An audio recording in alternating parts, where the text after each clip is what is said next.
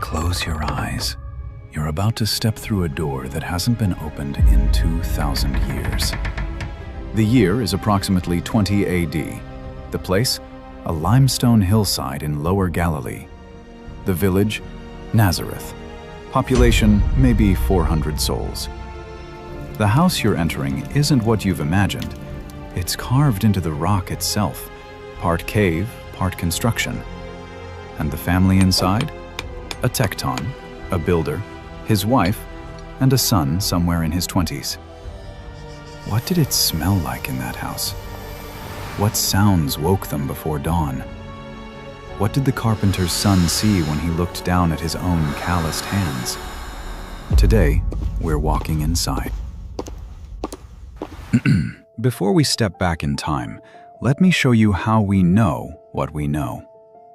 In 2006, archaeologist Yardina Alexander excavated a small dwelling beneath the International Marian Center in Nazareth. 2 rooms, a central courtyard, a cistern hewn directly into the bedrock. 1st century, the time of Jesus. But that's not all. Beneath the Sisters of Nazareth convent, archaeologist Ken Dark spent years investigating another structure, a rock-cut courtyard house dating to the early Roman period. 1 room survived to its full height, complete with an original rock-cut doorway and fragments of the original chalk floor.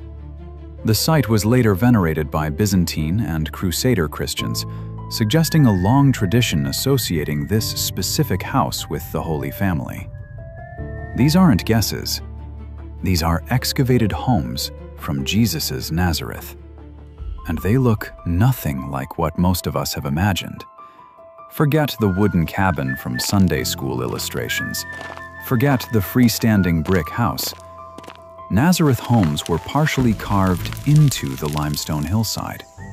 The soft local bedrock, called nari, allowed builders to cut back into the rock, leaving natural stone walls that were then supplemented with stacked fieldstones and earth and straw mortar.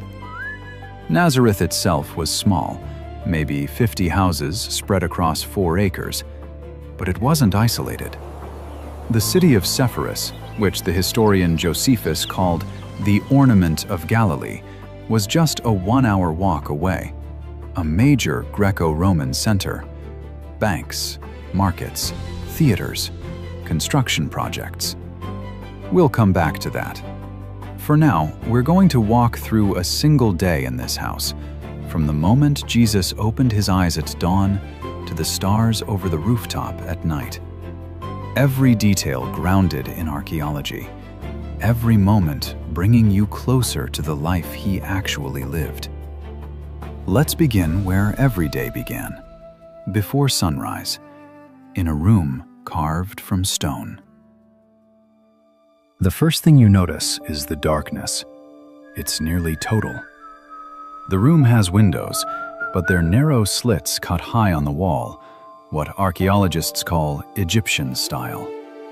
They're designed for ventilation and privacy, not light. Just enough gray seeps through to tell you morning is coming. The floor beneath you is packed dirt, or maybe fragments of chalk, compressed and swept smooth. You're lying on a reed mat, thin but serviceable. Your blanket? The same cloak you wore yesterday.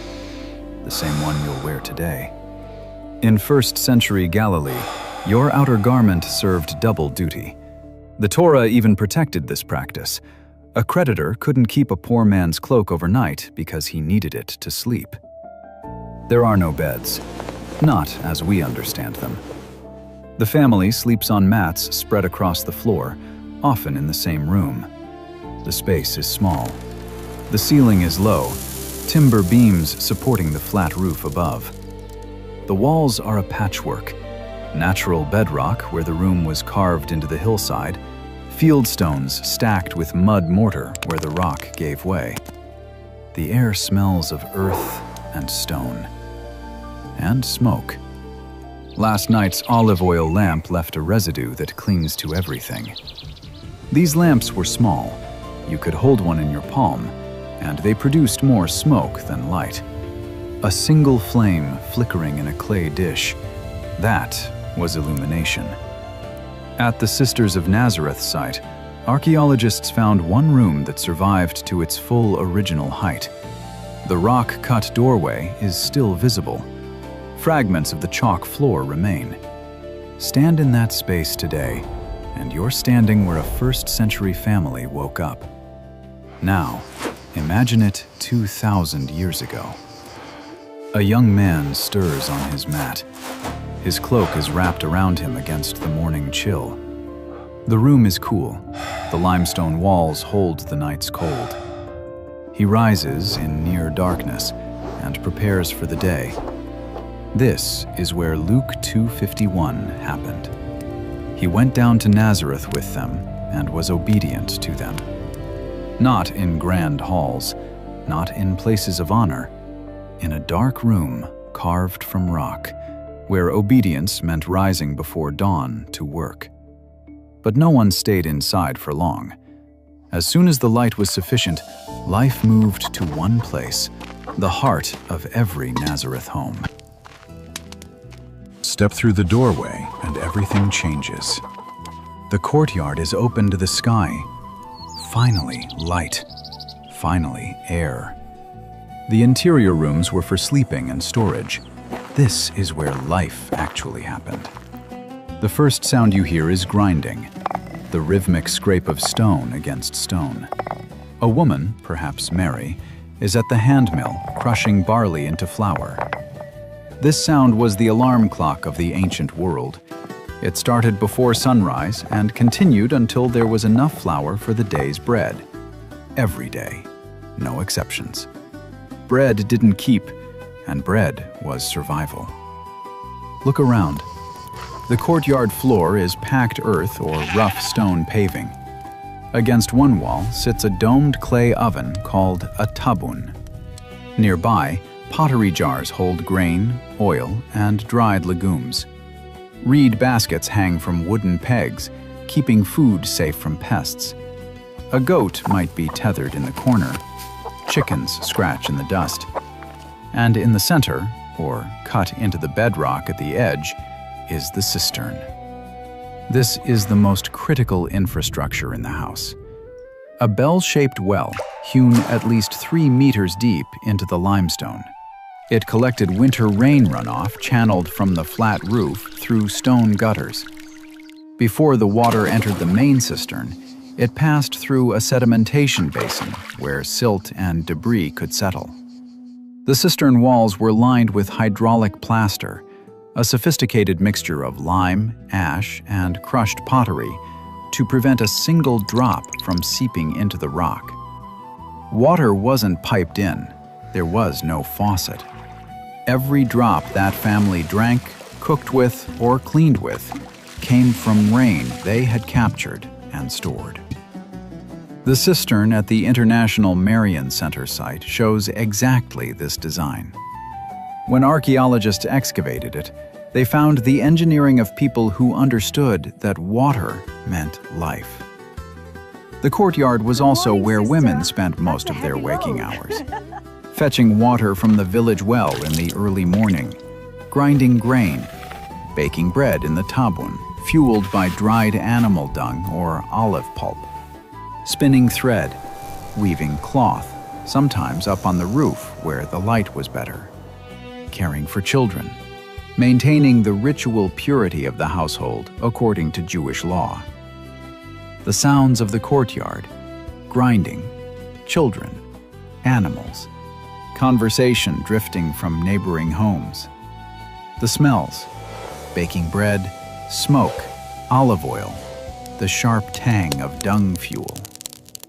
This was Mary's world, every day for decades.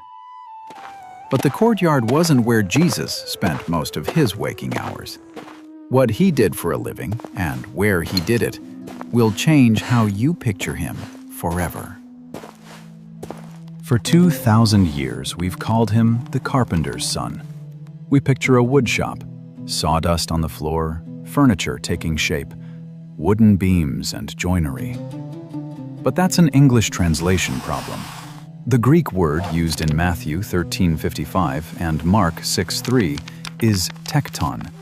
And tekton doesn't mean carpenter, it means builder. A craftsman who worked with wood, stone, and sometimes metal. A general contractor in modern terms. Now consider the landscape of Lower Galilee. Timber was scarce.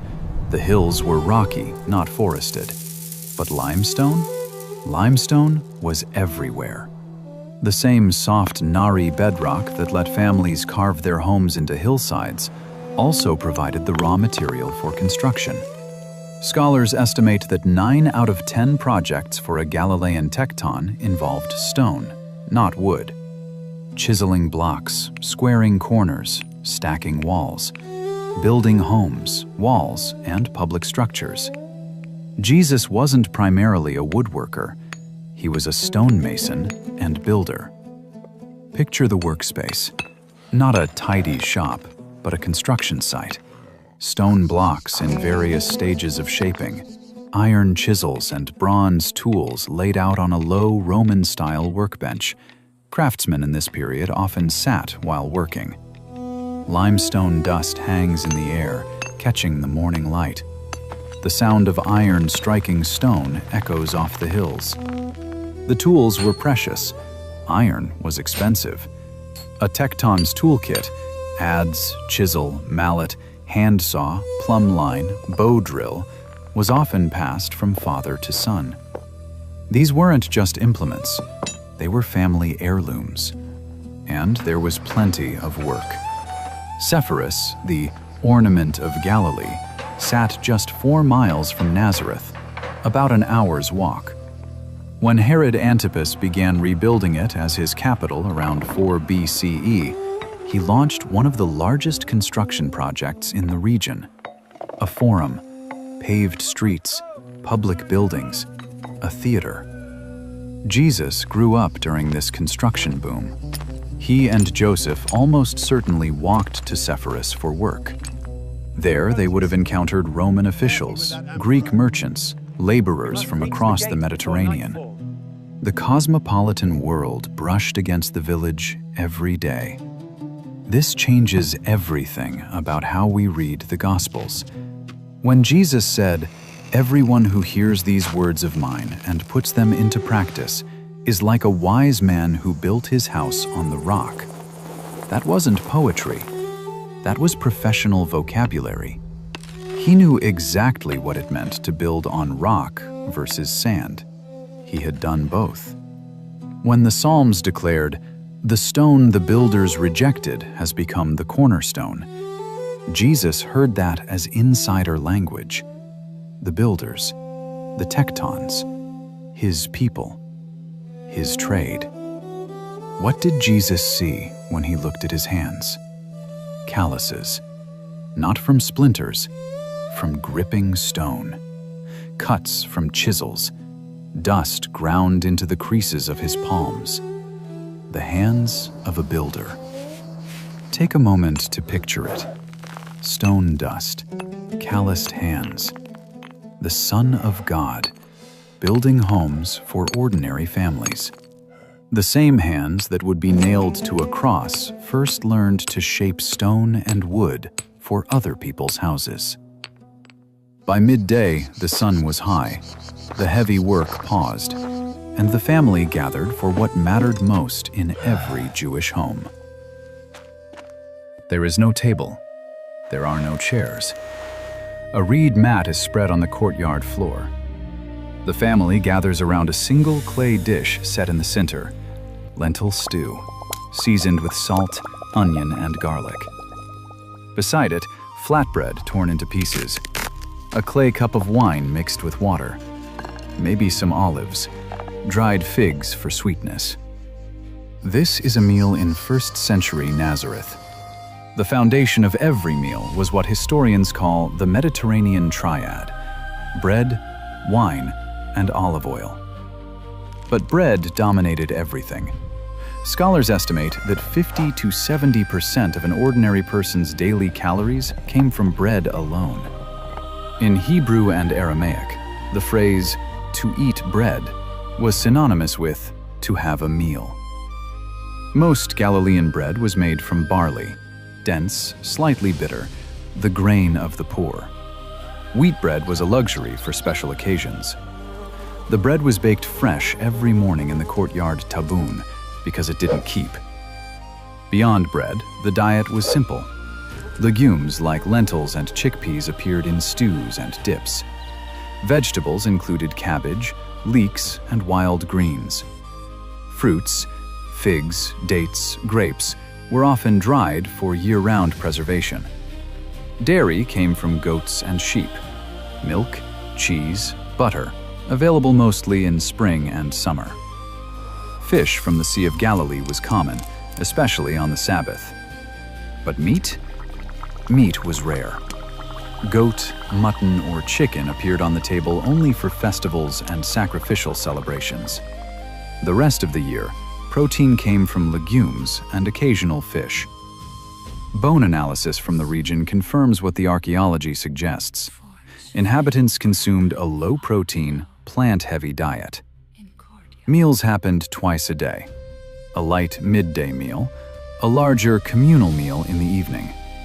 But before anyone ate, something essential happened. The head of the household spoke a blessing. And Jesus knew these words by heart. He had heard them every day of his life. He had spoken them himself countless times. The blessing over bread.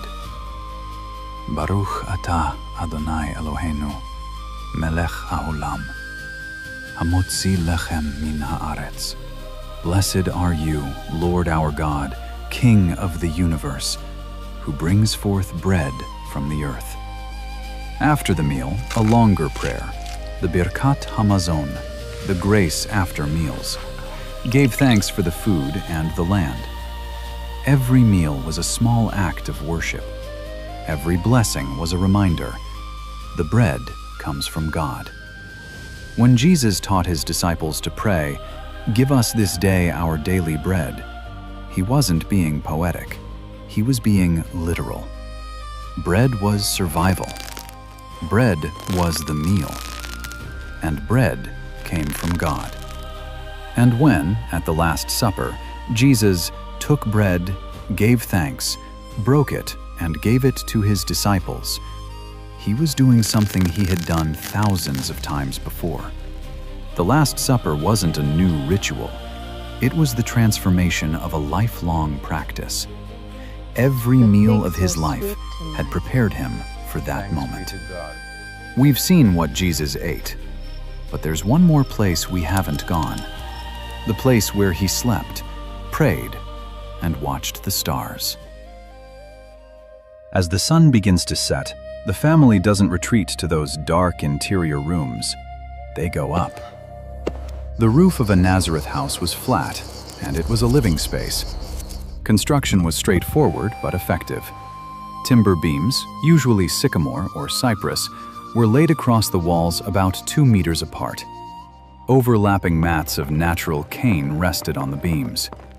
On top of the cane, workers spread a thick layer of earth plaster, 10 to 15 centimeters, mixed with ash and lime. Then they compacted it with a heavy stone roller until the surface was hard and smooth. The result, according to one scholar, felt more like a road than the top of a house.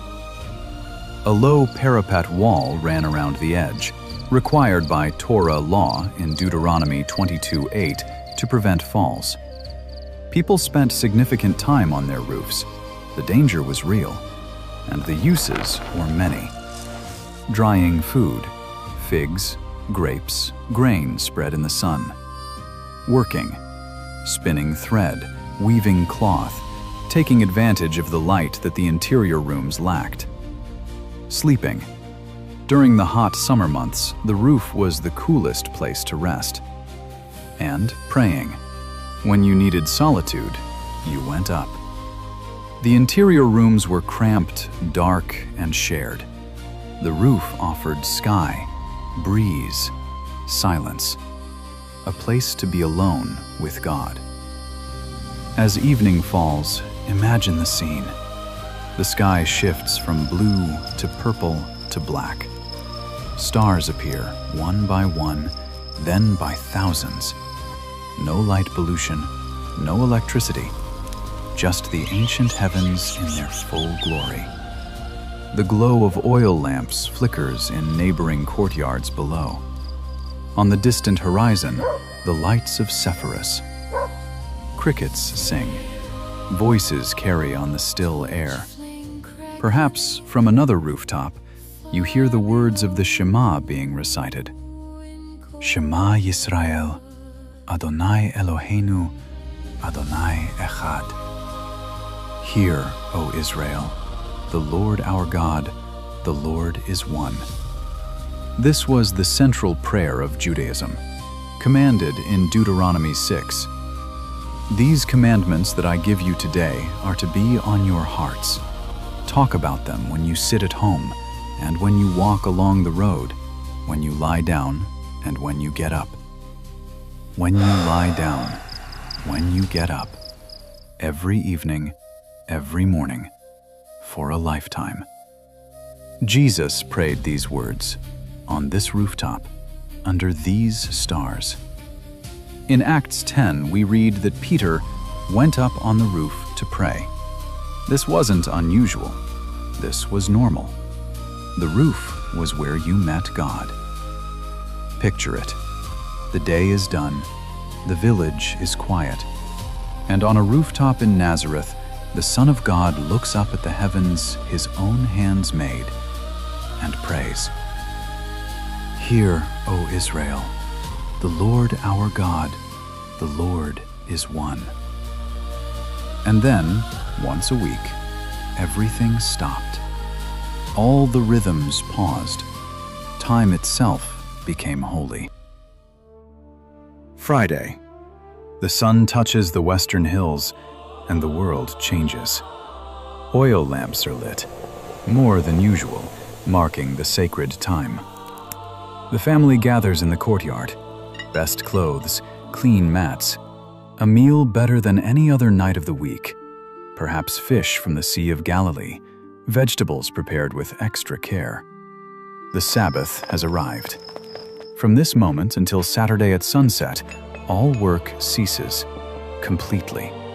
No grinding, no building, no carrying, no commerce. The tools are set aside. The taboon goes cold. The village grows quiet. The next morning, the community gathers.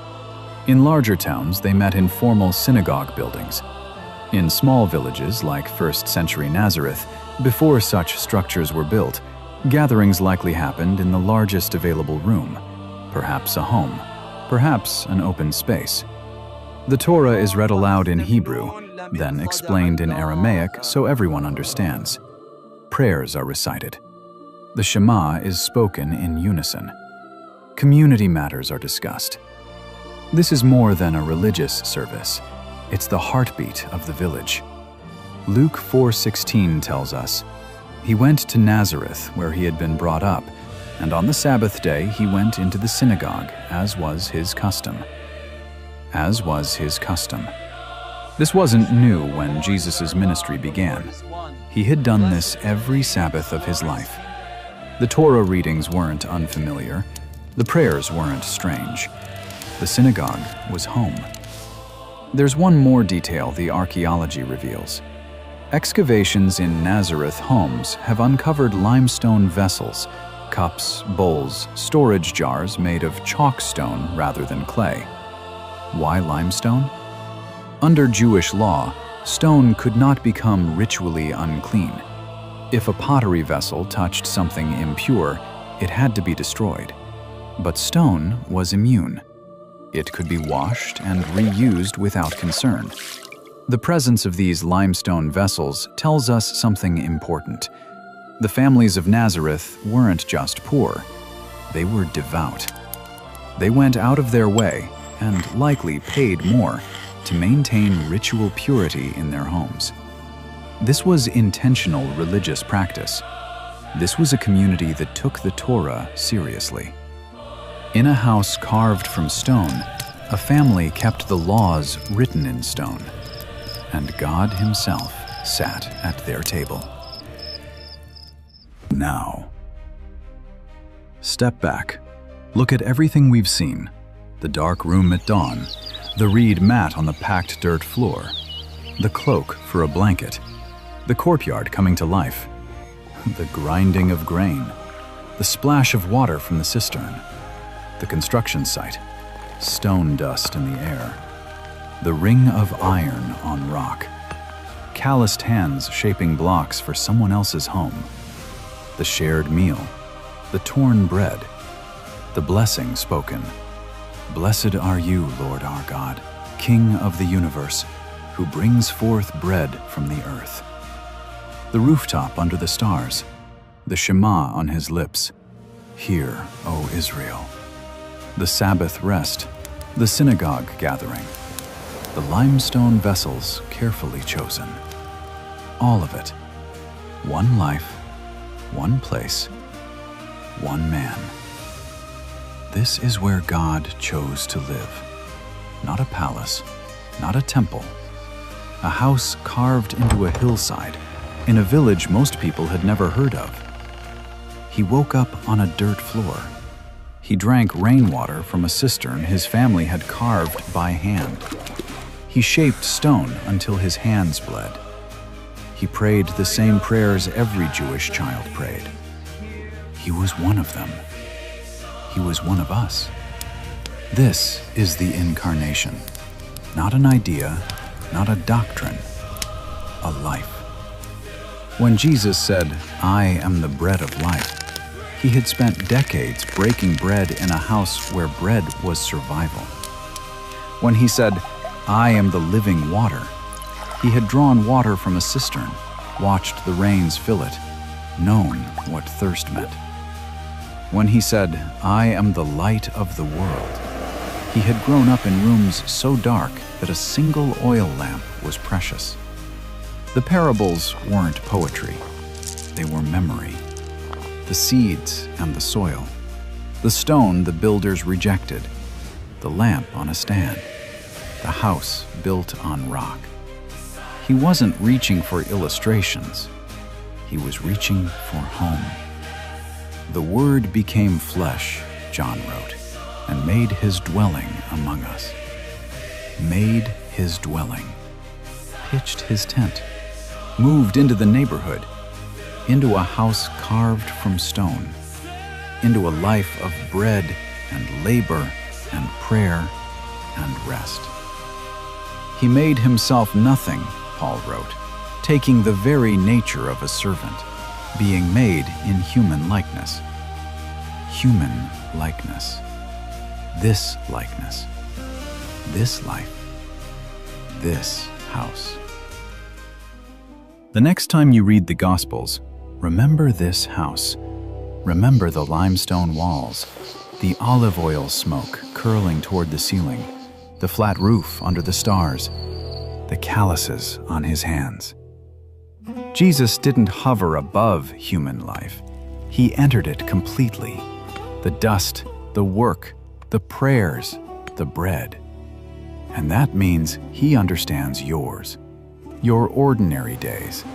The ones that feel repetitive, unremarkable, unseen. Your work. The kind that leaves you tired, that no one applauds. Your quiet prayers. The ones no one else hears. He lived all of it first. The God of the universe knows what it feels like to wake up before dawn and go to work, to eat simple food and give thanks for it, to pray in the dark and trust that someone is listening. If this changes how you see Jesus, if you feel closer to Him knowing what His life actually looked like, lean into that. Read the Gospels again. Watch for the details. The parables will never sound the same. The seeds, the stones, the bread, the light. He's not reaching for metaphors. He's reaching for home. If this video helped you see Jesus in a new way, hit that like button and subscribe. Share this with someone who needs to know the God of the universe lived in a house just like this. And tap that notification bell so you don't miss what's coming next. I have a question for you. What detail from Jesus' daily life surprised you most? The stonework instead of carpentry? The diet? The rooftop prayers? The limestone vessels? Tell me in the comments.